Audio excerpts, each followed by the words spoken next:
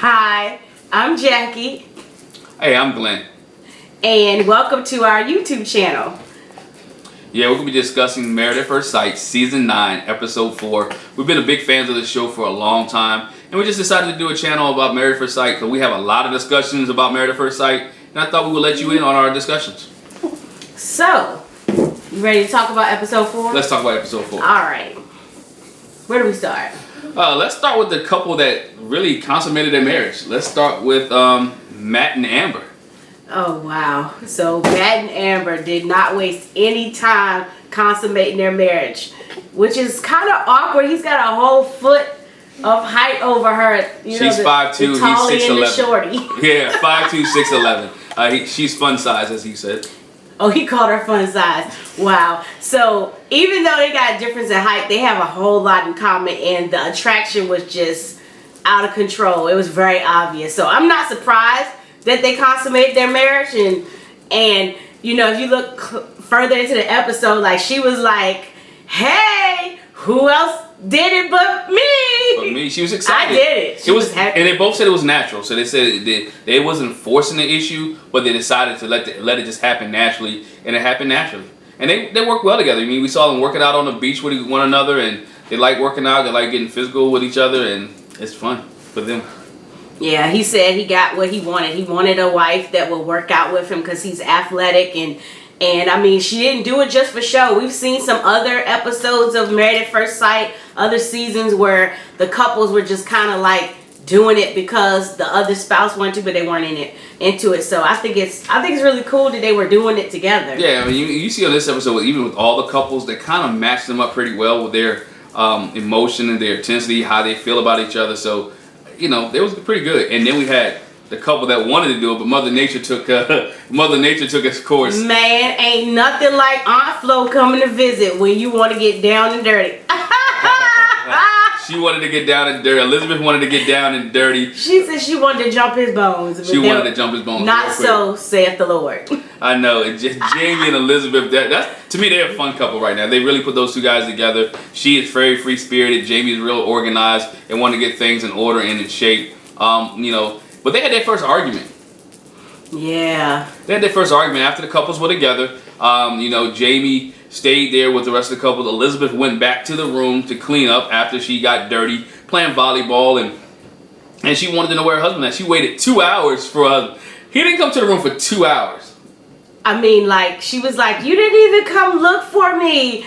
Like, you didn't wonder where I was. I thought you were coming back, or I thought you ate lunch by yourself. It was a classic case of miscommunication. Nah, dude, nah. I'm sorry. If we're newlyweds, we just met each other. I'm not gonna leave you for 2 hours. We're on Antigua. We're on the island for 2 hours. I'm gonna eat lunch. Nah, not for 2 hours. I'm at least gonna, after 30 minutes, I'm gonna check on you, see where you're at, see what's going on. I'm not gonna stay away for 2 hours. Well, yeah, I'm not saying that was okay. What I'm saying is that she didn't say, hey, I'm going to shower. Wait for me to eat lunch. I'll be back. Or he was like, I'm gonna stay right here, or let me come with you. It was like no communication. Right. And that's what I mean by miscommunication. But yeah, I mean, come on. When we were newlyweds, there was no way you were gonna go on the resort and I'm going somewhere. Like, we were attached at the hip. I know it's a little bit different because they're strangers. They're still getting to know each other, and you know, they're in a new place and they've got other couples there. But yeah, there is no way, like, after a little while, I gotta find out. But it makes me wonder. So, like, Deanna and Greg exchanged numbers. Did they not exchange numbers where he could, like, text her and be like, "Are you coming to lunch?"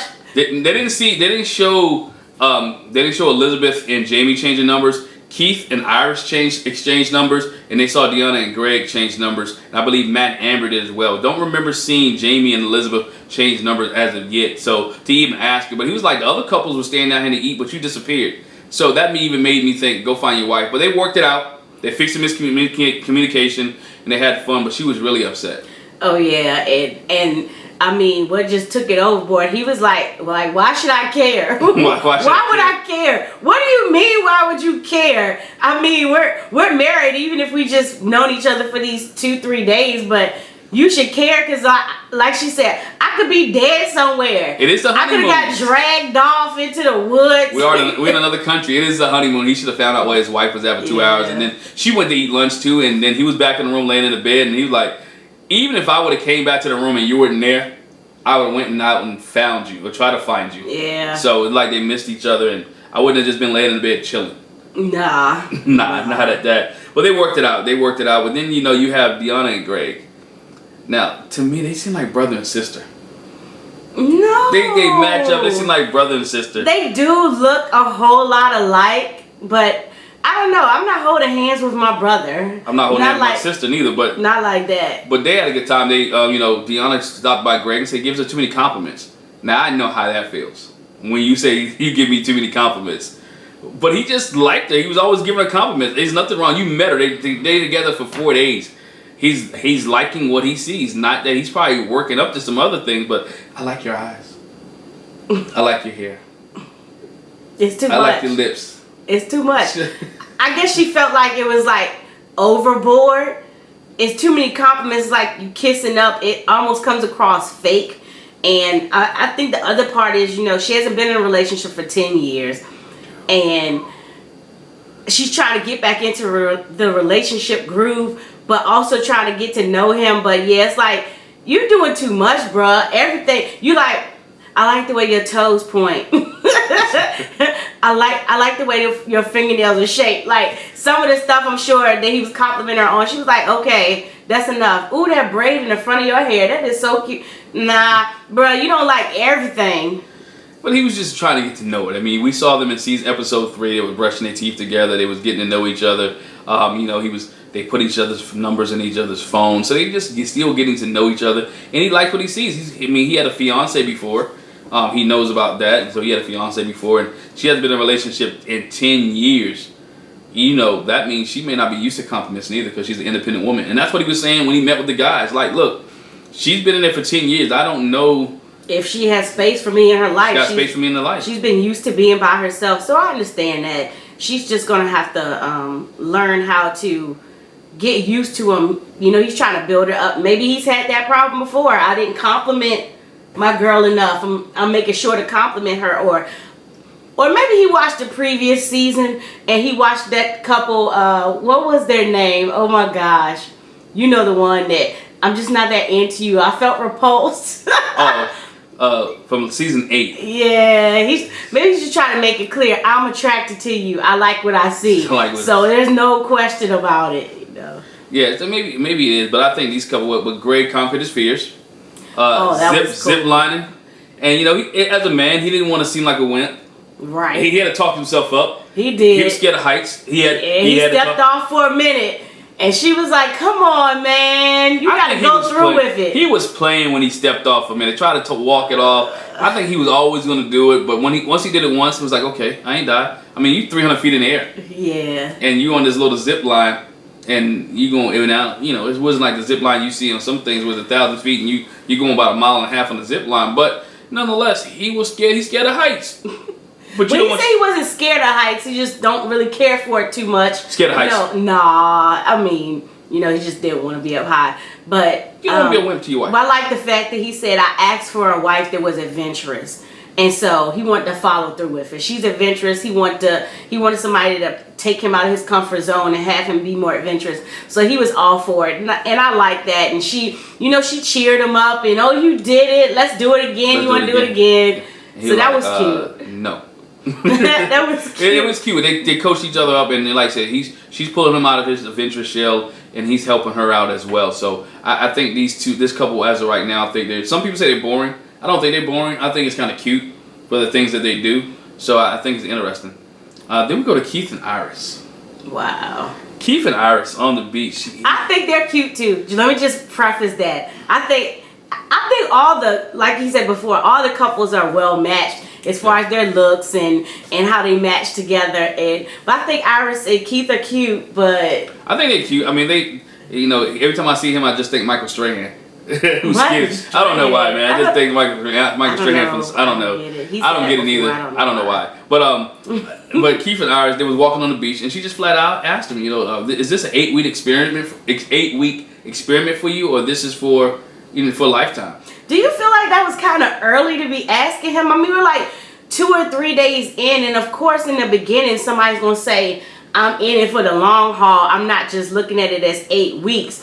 But as we know from having watched Married at First Sight, as the weeks go on, stuff pops up, things happen, people's personalities start to show you a different side. Right. So to ask him, are you in it just for the 8 weeks or for the long haul on the first day of the honeymoon? I'm like, nah. But she wanted to know. I mean, she was. If you noticed, she's always been asking a lot of questions. They have gotten to know each other. I think out of all the couples, they have gotten to know each other enough and a lot because they asked a lot of questions. And he's been honest. Keith has been honest and answering the questions like, I'm a virgin, and he was like, how do you feel about that? So he answered that question, and so he always, even though he had a heads up from his mom, which I think she was just totally wrong. Oh my gosh, I do not agree with that. But anyway, she gave him a heads up, but they've been asking each other's questions and they've been talking about it, and I like what they do. They're talking about that, and he's really concerned about her being a virgin. He wants to make it right as of right now.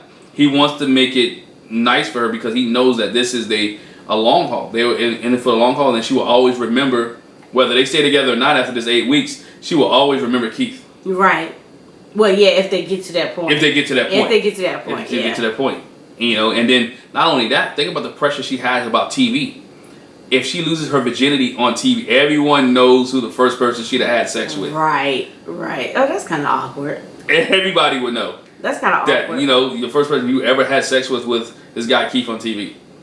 And, on that note, even the guys kind of talked about that when they got together. It was like, man, I don't know what I would do if my wife, when we got married, if she was a virgin, I don't know how I would handle that. And just coming from the background, like Deanna and Greg and Keith and Iris, they're supposed to have a religious background, and her reasons for doing it is religiously based, and I wanted to save myself from my husband. And especially those two couples, I felt like, wow, like y'all all have a religious or a Christian based background, and they just seem shocked that she was a virgin when she got married. Like she's, and it is, she's a unicorn, but for them to be like, how do people do that? It's crazy. One of the guys said, I think it was Matt or Jamie, said she's a golden egg.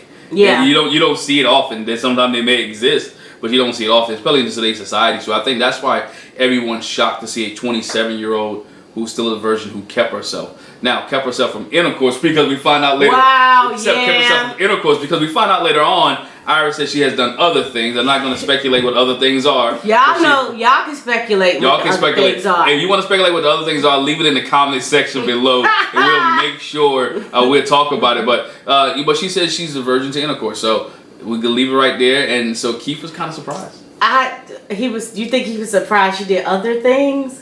I was surprised. That she shared it? That she shared it. I was surprised. I don't know. I guess I wasn't really surprised. I was surprised. I wasn't surprised about the other things. You play with fire, you get burnt.